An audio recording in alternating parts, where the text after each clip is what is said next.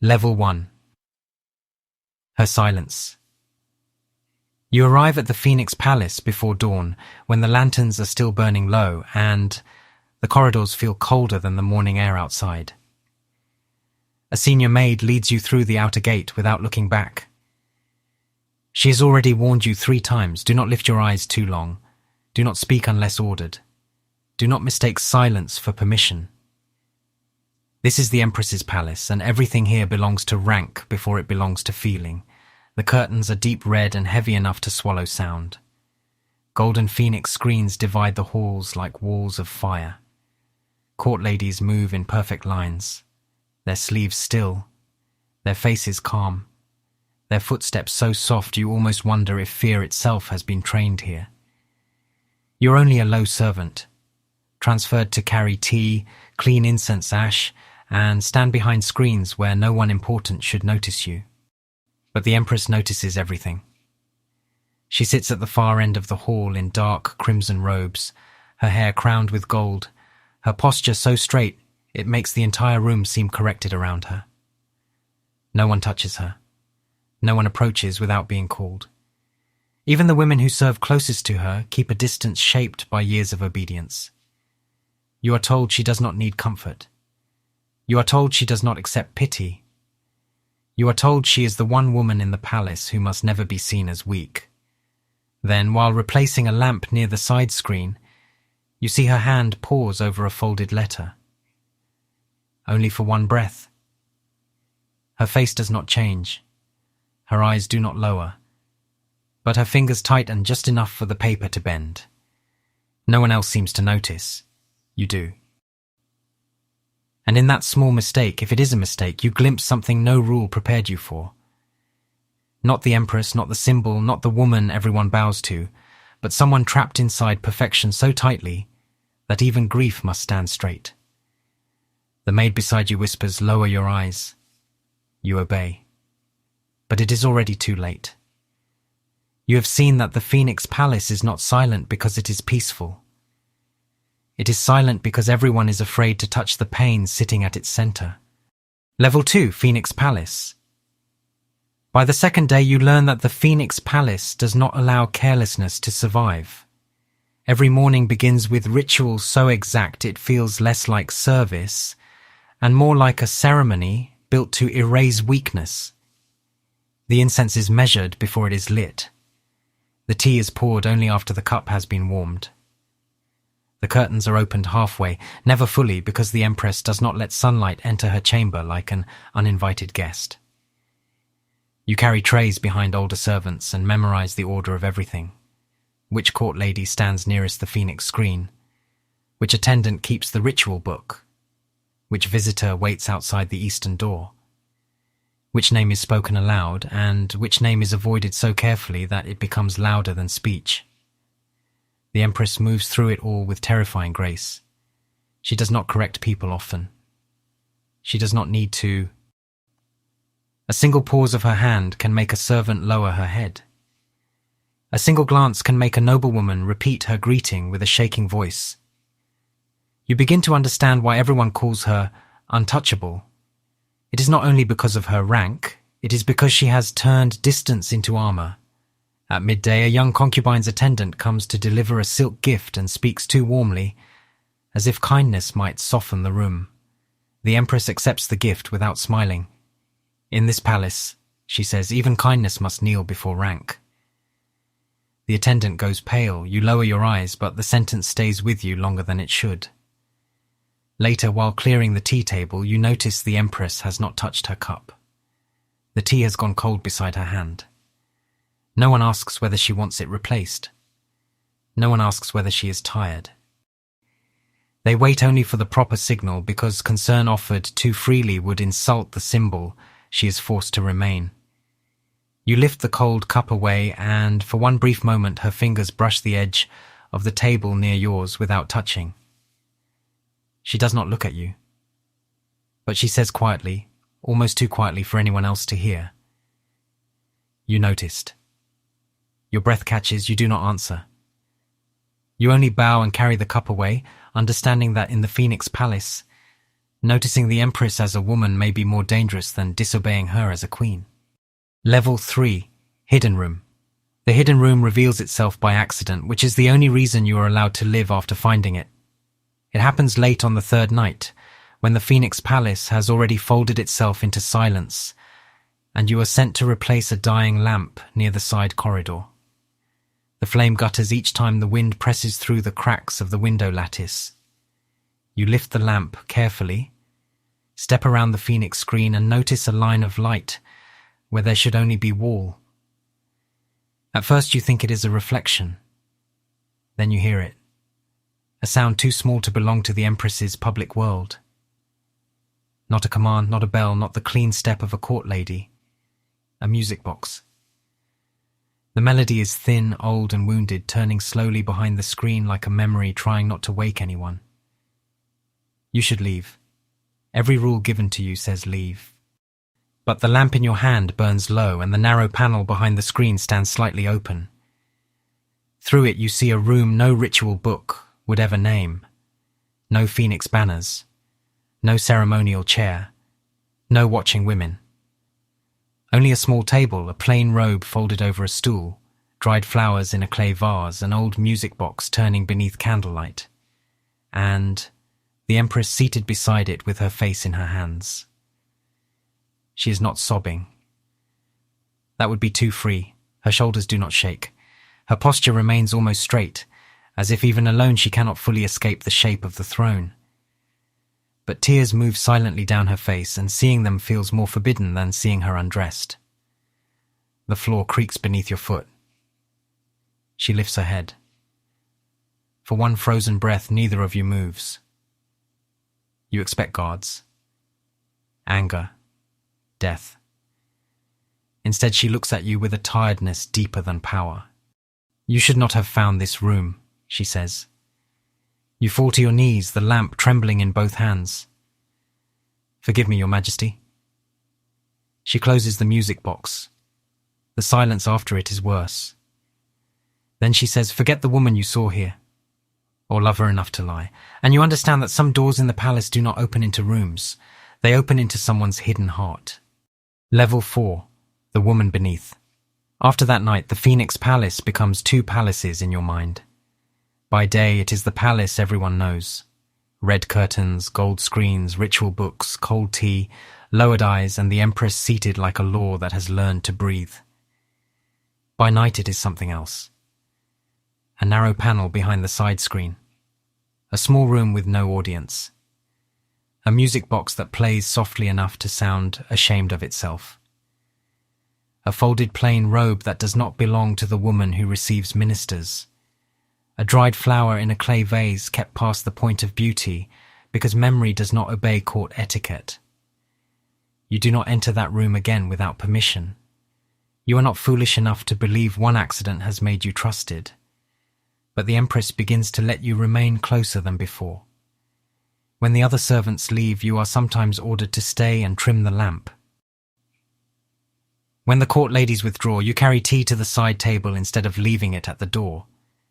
She does not speak of tears, neither do you. That silence becomes the first language between you. One night, rain falls hard against the roof tiles, and she asks you to wind the music box because her hand aches. The request is small. Too small for anyone else to understand why it makes your breath stop. You kneel beside the table, turn the key carefully, and the old melody begins again. The Empress listens with her eyes on the candle. It was given to me before I became useful, she says. Not before she became Empress. Before she became useful. You understand the difference. There was once a woman before the Phoenix crown, before the rank, before every kindness had to kneel. A woman who had songs, small objects, perhaps even foolish hopes she was forced to outgrow. You do not say this. You only set the music box down gently, as if roughness might hurt the memory inside it. She looks at your hands. You are careful, she says, because it matters to your Majesty. No, she says, and her voice is quieter than rain. Because you know it matters to me. That is the moment you feel the boundary move. Not break. Never break. But move enough to frighten you. The most dangerous thing in the palace is not touching the Empress's hand. It is becoming the one person before whom she does not have to be entirely Empress. Level 5. Forbidden Mercy. The first lie you tell for the Empress is not grand enough to sound like treason. It is only a broken teacup, a wet handkerchief, and one pause too long before the door. Yet in the Phoenix Palace, small things are the places where truth escapes. It happens after a formal audience with the Emperor's sister. A woman with bright jewels, soft hands, and a voice sharpened by years of pretending concern is kindness. The Empress receives her with perfect composure.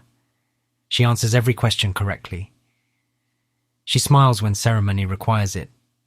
She lets the woman speak of loyalty, harmony, and the burden of rank, as if rank has ever been anything but a cage polished until it shines.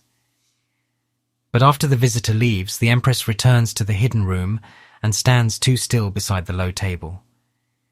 The music box is closed. The candle is almost gone. A single tear slips down before she can stop it, and when she reaches for the teacup, her hand strikes the edge. Porcelain breaks against the floor. The sound is small, but footsteps stop outside the panel. A senior court lady knocks. "Your Majesty." You see the Empress straighten at once, rebuilding herself faster than breath. But the tear remains. The broken cup remains. The woman beneath the crown remains in the room with you, exposed for one dangerous second too long.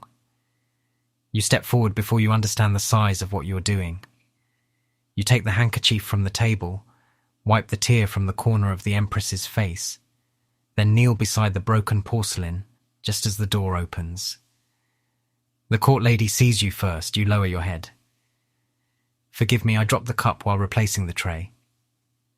The room freezes. A servant lying near the Empress's private chamber could be punished for less. The court lady studies the floor, the handkerchief, your posture, the Empress's face. The Empress says nothing. That silence feels like a blade resting above your neck. Finally, the court lady orders another cup and withdraws. Only when the footsteps fade does the Empress look at you. "Do you pity me?" she asks. You should say no quickly. Instead, you answer carefully. "No, Your Majesty, I remembered you." Her eyes change almost invisibly, and that frightens you more than anger would have. Because you have not only hidden her weakness, you have protected the one thing the palace must never know she still has. A self that can be wounded. Level 6, Palace Watches. By the 6th week, the Phoenix Palace begins to watch you back. Not openly, never openly. Open suspicion is for foolish courts and frightened people. Here, suspicion arrives as corrected posture, paused footsteps, a court lady standing too close to a doorway she has no reason to guard. You notice it first when the senior maid who trained you asks why the Empress kept you after the evening lamps were already trimmed. Her voice is mild, her eyes are not. Another attendant begins counting how long you remain behind the side screen. A younger court lady watches your hands whenever you carry the music box tray, though she has never seen the hidden room and does not know what the tray truly holds. The palace does not need proof to grow teeth. It only needs rhythm to change, and your rhythm has changed. You are no longer just another servant carrying tea. You are the one who is sometimes asked to stay, the one who knows which candle should be replaced in the private corridor, the one whose silence the Empress no longer treats as empty. She notices the danger before you do. By afternoon, in front of the court ladies, she becomes colder than she has ever been. "Do not stand near the inner screen unless ordered," she says without looking at you. A servant who forgets distance invites correction. The words land cleanly. Every woman in the room hears them. You bow at once because that is what the performance requires, but the pain is sharper because you understand the mercy hidden inside it. She is pushing you away where others can see, so the palace will stop reaching toward the truth. Later, as you pass the side corridor with a tray of cold tea, the senior maid steps beside you and speaks without moving her lips much. "The Empress may forgive many crimes," she says. "The palace will never forgive her for needing someone." You keep walking. Your hands do not shake. That is all you can offer. That night, no one calls you to the hidden room. The music box does not play. The red curtains remain closed, and yet, from your place beyond the screen, you feel her silence, like a hand reaching across a distance neither of you is allowed to cross. Level 7. Emperor's Suspicion. The Emperor's Suspicion arrives dressed as courtesy. He comes to the Phoenix Palace in the late afternoon, when the light is thin and formal, when every curtain has been drawn to the exact height, and every court lady stands as if carved into place. You are ordered to stand behind the second screen with the tea tray, far enough to be invisible, close enough to serve if called. The Empress sits across from him beside a low chess table, her crimson sleeves arranged perfectly, her gold phoenix crown catching the candlelight without softening her face. The Emperor speaks gently at first, asking about the ritual accounts, the winter offerings, the health of the older concubines. His voice is calm, but the room listens differently. Even the senior maid lowers her breathing. Then his gaze moves past the Empress and settles near your screen. "That servant," he says. No one moves. Your hands tighten around the tray. The Empress does not turn her head. "He has been assigned to the lamps." The Emperor smiles as if the answer amuses him. "The lamps must be very complicated. I've seen him here often." The silence after that is not empty. It is full of knives carefully left on the table. You lower your eyes until the rim of the teacup blurs. The Emperor picks up a chess piece and turns it between his fingers. "Why does this servant know where Her Majesty keeps the night lamps?" For one instant the hidden room returns to you. The music box, the dried flowers, the tear she was not allowed to shed. You feel the answer inside your throat like a confession waiting to ruin her. The Empress moves a black piece across the board. "Because I dislike waiting for careless hands," she says. "A servant who remembers well is less troublesome than 10 who forget." The Emperor watches her, then watches you. You understand then that he does not need proof. Power rarely does. Suspicion only has to become interesting. He sets the chess piece down. "Then let us hope his memory remains useful only for lamps." The Empress finally looks toward you, but her eyes contain no softness, no warning, no trace of the woman in the hidden room. "Leave the tray and go," she says coldly. You obey, and every step away from her feels like stepping across ice too thin to hold both of you. Level 8. Her choice before dawn.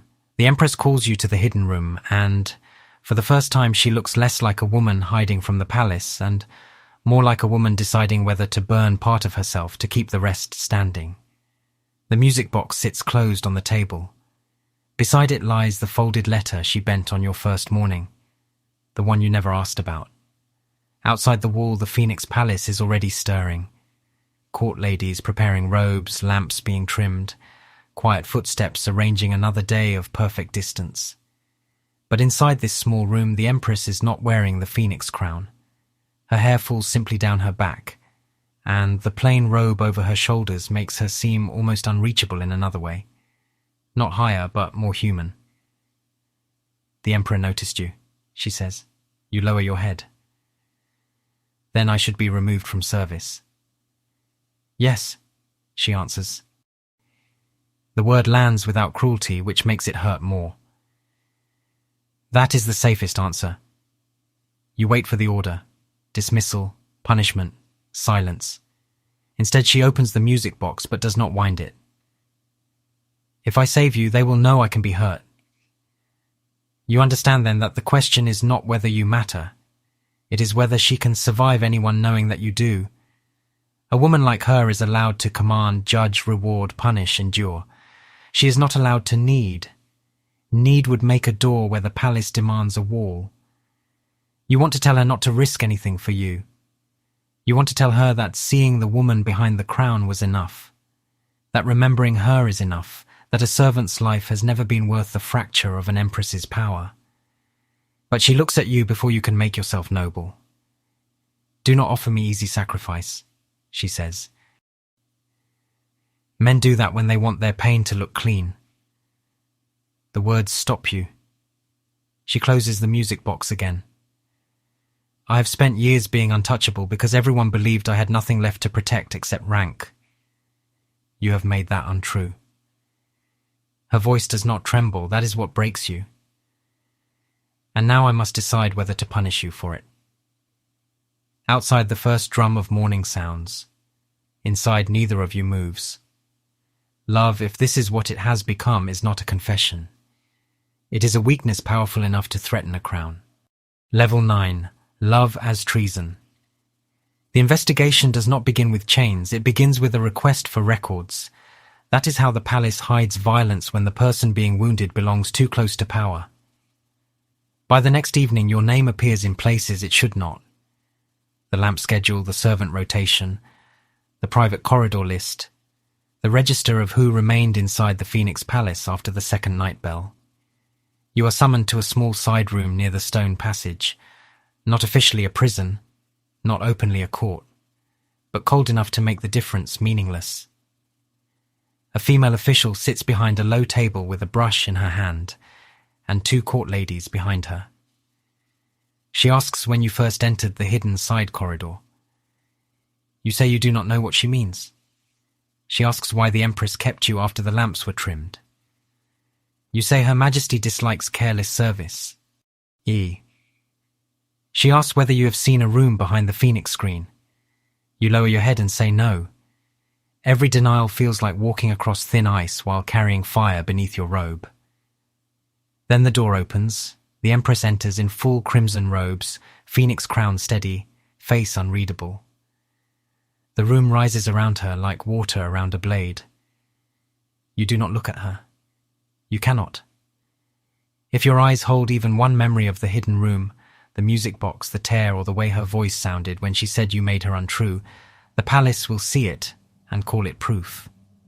The official bows and presents the question carefully. Why was this servant retained so often near Her Majesty's private chambers? The Empress does not hesitate. Because he was useful, she says. Nothing more. The words land harder than accusation. The official asks whether you are trusted. The Empress's eyes pass over you as if you are a chair, a cup, a shadow on the floor. He's nothing to me. For one breath, pain almost makes you foolish. Then you understand. This is not cruelty, this is rescue shaped like erasure. If you are nothing, then no one can punish you for being loved. If you are nothing, then the hidden room remains only a rumor. If you are nothing, then the Empress can remain untouchable and you may still leave this room alive. So when the official turns to you, you bow until your forehead nearly touches the floor. Her Majesty speaks the truth. Your voice does not break. That is your final service to her. You deny the only thing that made you real. Level 10. Untouchable. By dawn, the Phoenix Palace has returned to perfection. That is how you know the wound has been hidden properly. The curtains hang at the correct height. The incense burns in the correct measure. The court ladies stand in their assigned places with faces so calm that no one entering the hall would believe a heart was nearly exposed there the night before. You are summoned not through the main chamber but through the side corridor near the servants' gate, where dismissed people are sent when the palace wants their departure to look like routine. Your name has been removed from the lamp schedule. Your post behind the second screen has been given to another servant. The hidden room is not mentioned. The music box is not mentioned. The tear, the broken cup, the nights she allowed you to remain near the side table. None of it exists now except inside you. A senior maid hands you a bundle of plain clothes and tells you that you have been transferred beyond the Phoenix Palace. Her voice is formal, almost bored, but her eyes avoid yours. That is when you understand the Empress has won the only way she could. She has not saved you by keeping you. She has saved you by making the palace believe you were never worth keeping. Before you leave, the red curtain near the inner hall moves. The Empress stands beyond it in full crimson robes, Phoenix crown steady, face unreadable. Every court lady lowers her head. No one looks at you. She does not call your name. She does not ask you to stay. She only lets her gaze pass over you once, cold enough for the room to believe it means nothing. Then she says, "He served adequately. Send him where he will be less visible." The words are plain, cruel if someone does not know how to hear them. You bow. "Yes, Your Majesty." Your voice remains steady because breaking now would waste everything she has done. As you turn to leave, the old senior maid steps close and presses something small into your sleeve. The music box key. Not the box itself. Only the key. A thing useless to anyone who does not know what it opens. You close your fingers around it and keep walking. Outside the Phoenix Palace, morning light spreads across the courtyard, too bright and ordinary for grief. Behind you the doors close one by one, and, with each sound, the woman in the hidden room disappears further behind the Empress the world needs her to be. She will sit behind the Phoenix screen. She will receive visitors. She will speak with perfect calm. She will be untouchable again. And you will live somewhere beyond her reach, carrying the only proof that she was ever more than the crown, the robe, the silence, and the rank. You once thought love meant being chosen openly. In the palace you learn it can mean something harder. Being denied so the person you love can survive. Some women in royal courts are not allowed to be loved because love makes them human, and power cannot safely worship a human heart. So history will remember her as the Empress who never trembled, never needed, never reached. Let it. You will remember the music box, the hidden room, the tear she could not afford, and the woman beneath the phoenix crown who once trusted you enough to be seen.